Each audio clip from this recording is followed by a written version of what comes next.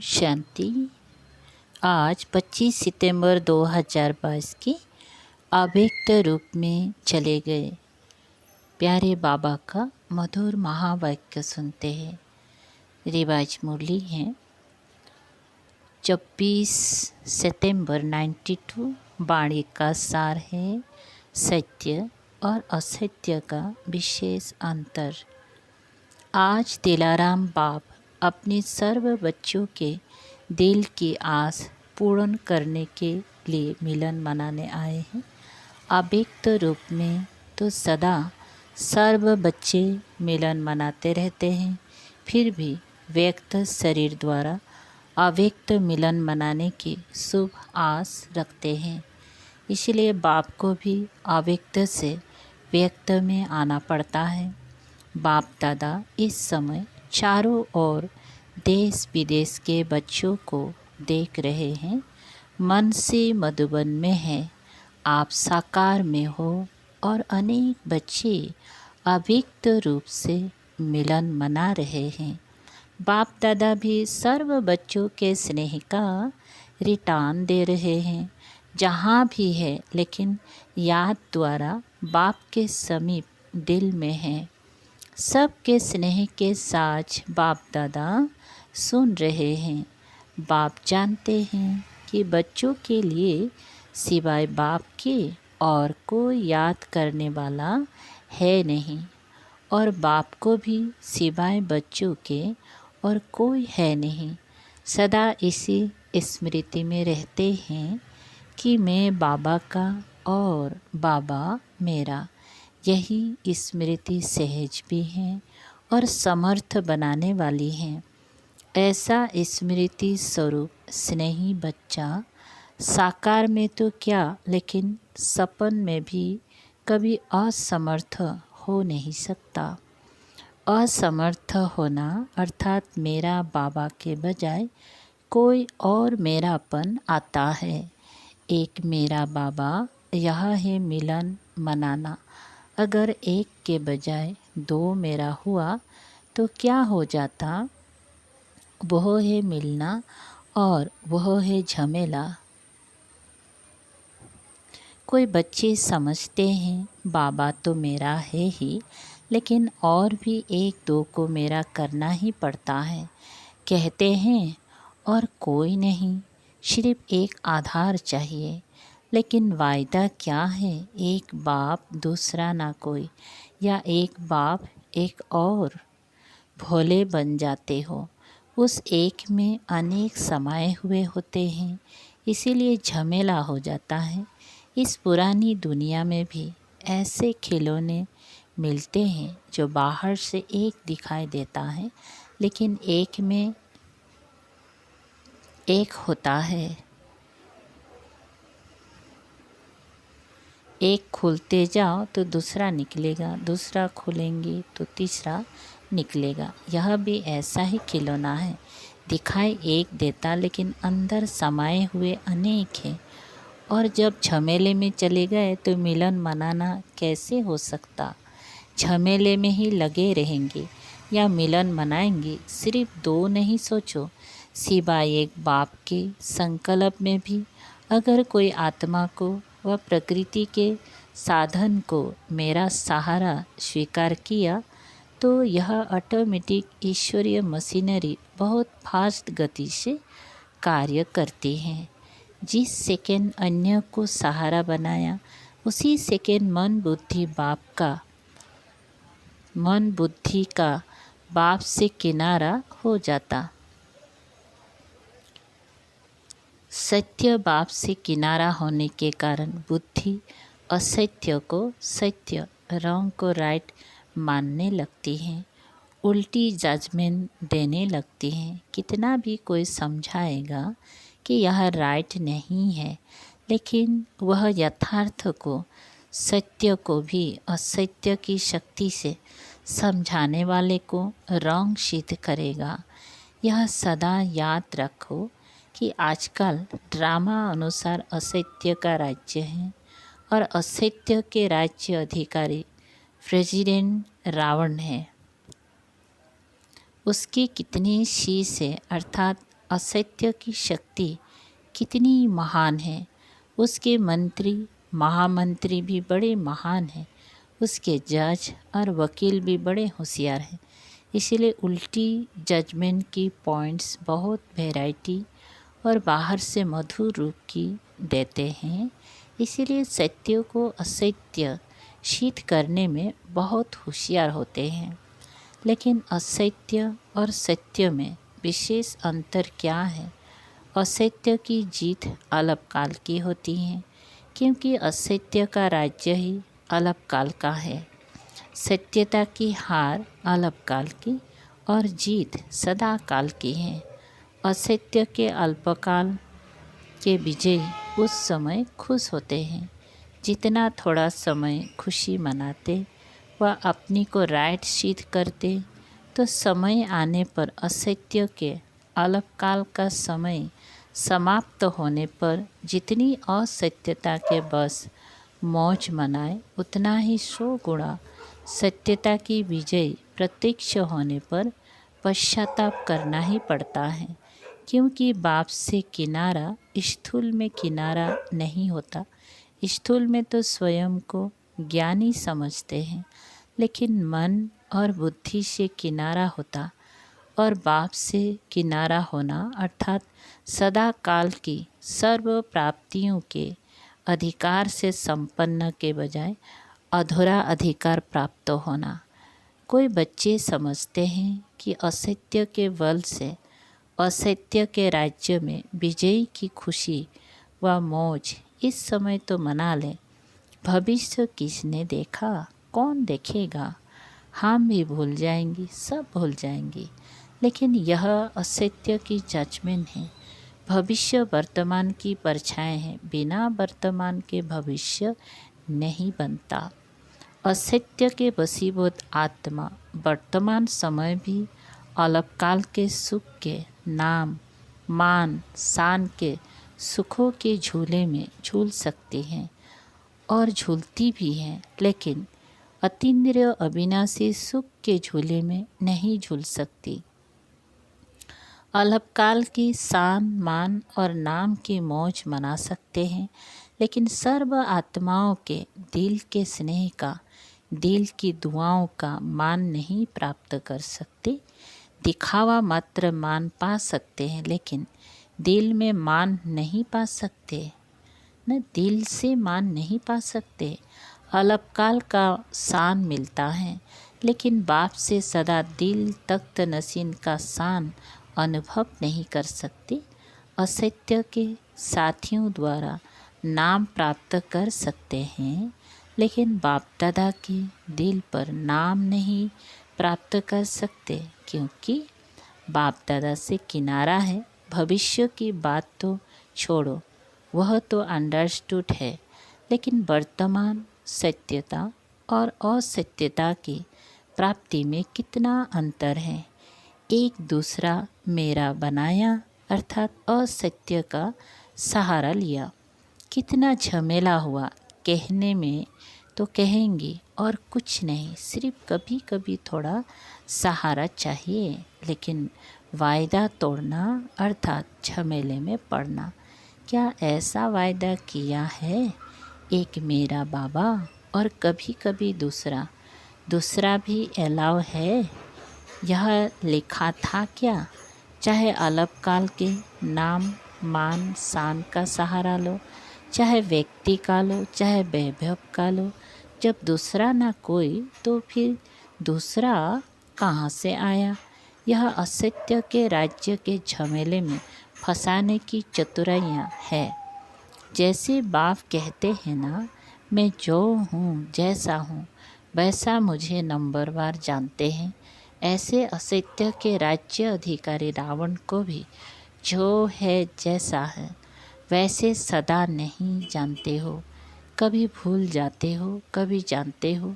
राज्य अधिकारी हैं तो यह ताकत कम होगी, चाहे झूठा हो चाहे सच्चा हो, लेकिन राज्य तो है ना। इसलिए अपने को चेक करो, दूसरे को नहीं। आजकल दूसरों को चेक करने में सब होशियार हो गए हैं। बाप दादा कहते हैं अपना चेकर बनो और दूसरे का मेकर बनो, लेकिन करते क्या हो? दूसरे का चेकर बन जाते हो और बातें बनाने में मेकर बन जाते हो। बाप दादा रोज की हर एक बच्चे की कौन सी कहानियाँ सुनते हैं। बहुत बड़ा किताब है कहानियों का। तो अपने को चेक करो, दूसरे को चेक करने लगते हो तो लंबी कथाएं बन जाती हैं, और अपने को चेक करेंगी तो सब कथाएं समाप्त हो एक सत्य जीवन की कथा प्रैक्टिकल में चलेगी। सभी कहते हैं बाबा आपसे बहुत प्यार है, सिर्फ कहते हो व करते भी हो। क्या कहेंगी? कभी कहते हो कभी करते हो। बाप के प्यार का प्रत्यक्ष सबूत बाप ने दे दिया। जो हो जैसे हो मेरे हो। लेकिन अभी बच्चों को सबूत देना है। क्या सबूत देना है? बाप कहते हैं जो हो जैसे हो मेरे हो। आप और आप क्या कहेंगी? जो है वह सब आप हो। ऐसे नहीं, थोड़ा थोड़ा और भी है। बाप से प्यार है, लेकिन कभी कभी असत्य के राज्य के प्रभाव में आ जाते हैं। अच्छा, चारों ओर के यथार्थ सत्य को परखने वाले सच्चे बाप के सच्चे बच्चों को, सर्व स्नेह में समाये हुए श्रेष्ठ आत्माओं को, सर्व सदा वायदे को निभाने वाले समर्थ आत्माओं को, सर्व यथार्थ परखने वाली शक्तिशाली आत्माओं को, सर्व याद और सेवा में निर्विघ्न रहने वाले, सदा साथ और समीप रहने वाले बच्चों को याद, प्यार और नमस्ते। अच्छा, ऐसे बनाने वाले बाप दादा को भी याद, प्यार, गुड मॉर्निंग और नमस्ते नमस्ते। शुक्रिया बाबा। अच्छा, मधुबन निवासियों के प्रति अव्यक्त बाप दादा के मधुर महावाक्य। मधुबन निवासियों को कितनी प्रत्यक्ष फल मिलते हैं? मधुबन की विशेषता क्या है जो और कहाँ नहीं मिलती? श्रेष्ठ कर्म भूमि पर रहने वाले सदा फॉलो फादर करते हैं। मधुबन की श्रेष्ठता तो ये है कि ब्रह्मा बाप की विशेष कर्म भूमि है। तो मधुबन निवासी जो भी कर्म करते हैं वह फॉलो फादर करते हैं। कर्म भूमि में विशेषता कर्म की है, तो कर्म में फॉलो है। जो भी अमृत बेले से लेकर रात तक कर्म करते हो उसमें फॉलो फादर है। मधुबन निवासियों को और एक्स्ट्रा कर्म भूमि की याद का बल है, वह कर्म में दिखाई देता है, वह देना है। क्या कहेंगे? आप अपने में देखते हो एक एक कदम सामने लाओ, उठना बैठना चलना बोलना संबंध संपर्क में आना, सब में ब्रह्मा बाप के कर्म को फॉलो है। कर्म भूमि का फ़ायदा तो यही है ना, तो इतना लाभ ले रहे हो। शक्तियाँ क्या समझती हैं? कर्म भूमि का लाभ जितना मधुबन ले सकता है उतना औरों को लेने आना पड़ता है, और आपको मिला हुआ है। वरदान भूमि कर्म भूमि है, तो हर कर्म वरदान योग्य है। तो कोई भी देखें तो मुख से वरदान निकले, इसको कहेंगे वरदान भूमि का वरदान लेना। चाहे साधारण कर्म कर रहे हो, लेकिन साधारण कर्म में विशेषता दिखाई दे, यही मधुबन की विशेषता है ना।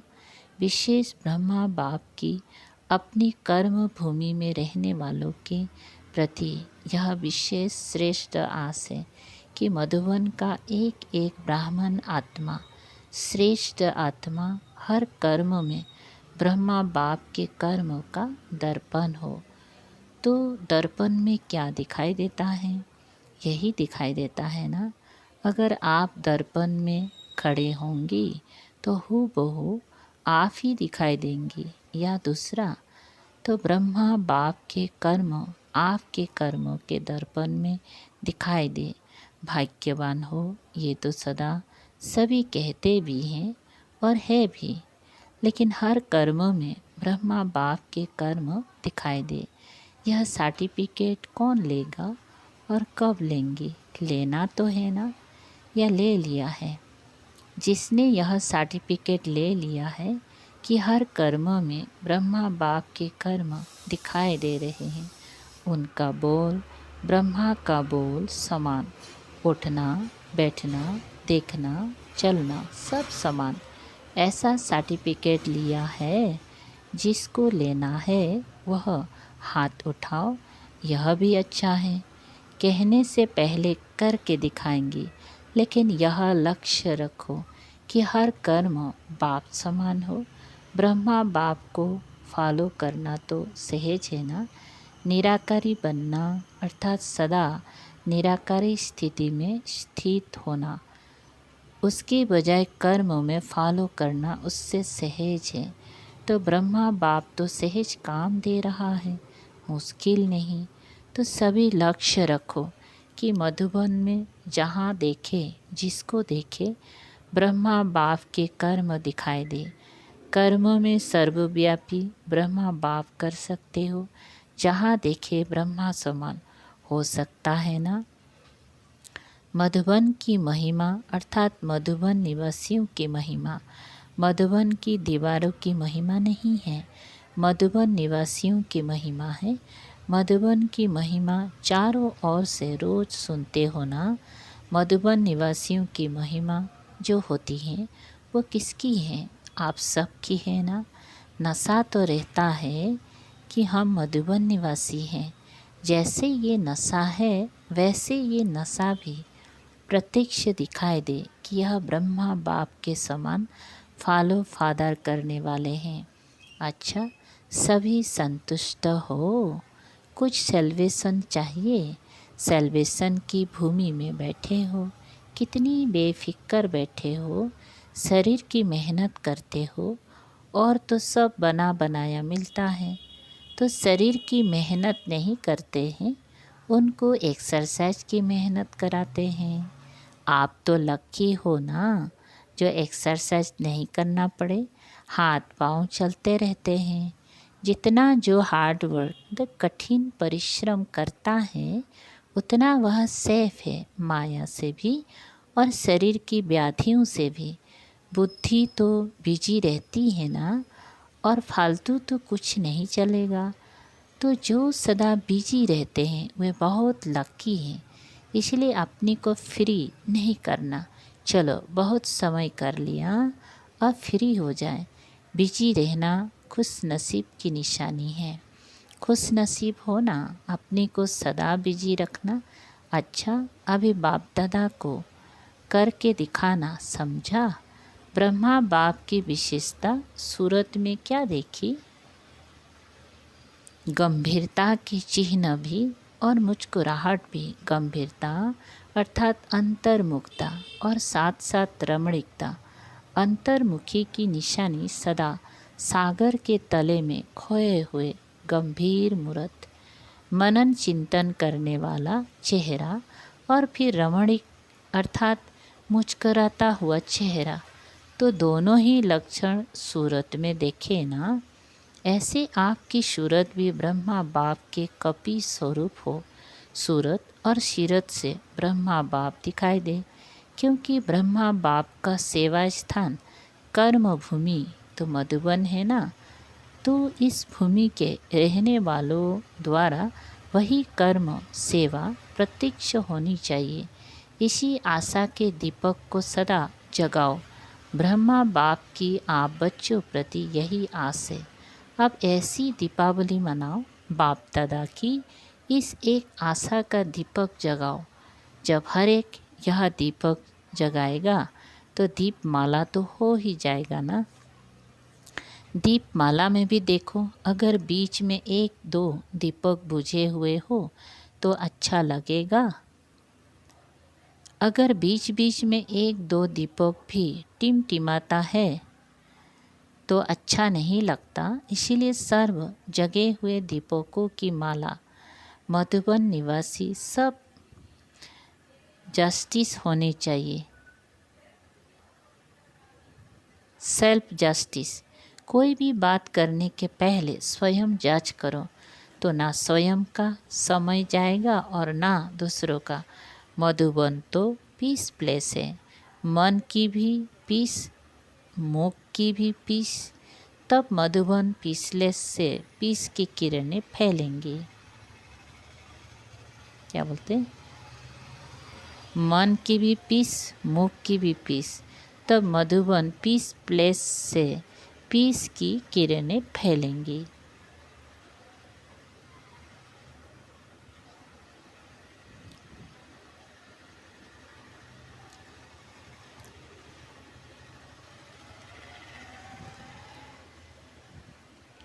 मधुबन फिर से पढ़ते हैं। मधुबन निवासी सब जस्टिस होनी चाहिए। मधुबन निवासी सब जस्टिस होनी चाहिए। सेल्फ जस्टिस, कोई भी बात करने के पहले स्वयं जज करो, तो ना स्वयं का समय जाएगा और ना दूसरों का। मधुबन तो पीस प्लेस है, मन की भी पीस, मुख की भी पीस, तब मधुबन पीस प्लेस से पीस की किरणें फैलेंगी। आप पीस प्लेस वालों से सभी पीस की शिक्षा मांगते हैं ना, भिक्षा मांगते हैं, क्योंकि वे स्वयं से तंग हो। विनाशकारियों के पास अभी तक आपके पीस के किरणें पहुंचती नहीं हैं, इसीलिए कश्मकश में है, कभी शांत कभी अशांत। तो उन्हों को शांत करने के लिए पीस प्लेस से पीस की किरणें जानी चाहिए, तब उन्हों की बुद्धि में एक ही फाइनल फैसला होगा, ख़त्म करेंगी और शांत हो शांति धाम में चले जाएंगे। तो ऐसे भिखारियों को अब महादान व वरदान देने वाले बनो। बाप दादा तो सदा समझते हैं, मधुबन वाले विश्व को बाप दादा के समीप लाने वाले समीप रतन हैं।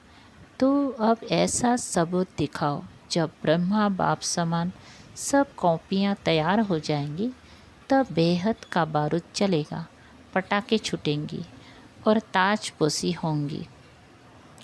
तो अब ये डेट फिक्स करो, जब आप सब ब्रह्मा बाप की बिल्कुल फ़ोटो कॉपी होंगी, तब ही यह डेट आएंगी। मधुबन निवासी जो चाहे वह कर सकते हैं। अच्छा, तो अभी सब क्या सोच रहे हैं? बाप दादा के पास मन के संकल्पों की ही कैमरा नहीं, लेकिन हर एक के मन में क्या चलता है वह भी बाप दादा स्पष्ट देख सकते हैं। साइंस वाले तो अभी तक कोशिश ही कर रहे हैं कि ऐसी कैमरा निकालो जो अंदर के संकल्प की रेखाएं मालूम हो जाए। वे बेचारे मेहनत बहुत कर रहे हैं, यह सब इन्वेंशन करते करते रह जाएंगी और आप तैयार हुए साधन कार्यों में लगाएंगे। अच्छा, वरदान, परखने की शक्ति द्वारा कुसंग व व्यर्थ संग से बचने वाले शक्तिशाली आत्मा भव। विस्तार है। कोई बच्चे कुसंग अर्थात बुरे संग से तो बच जाते हैं, लेकिन व्यर्थ संग से प्रभावित हो जाते हैं, क्योंकि व्यर्थ बातें रमणीक और बाहर से आकर्षित करने वाली होती हैं। इसलिए बाप दादा की शिक्षा है, ना व्यर्थ सुनो, ना व्यर्थ बोलो, ना व्यर्थ करो, ना व्यर्थ देखो, ना व्यर्थ सोचो। ऐसे शक्तिशाली बनो जो बाप के सिवाय और कोई भी संग का रंग प्रभावित ना करे। परखने की शक्ति द्वारा खराब व व्यर्थ संग को पहले से ही परख कर परिवर्तन कर दो, तब कहेंगी शक्तिशाली आत्मा। स्लोगन, सदा हल्केपन का अनुभव करना है तो बालक और मालिकपन का बैलेंस रखो। अच्छा, ओम शांति।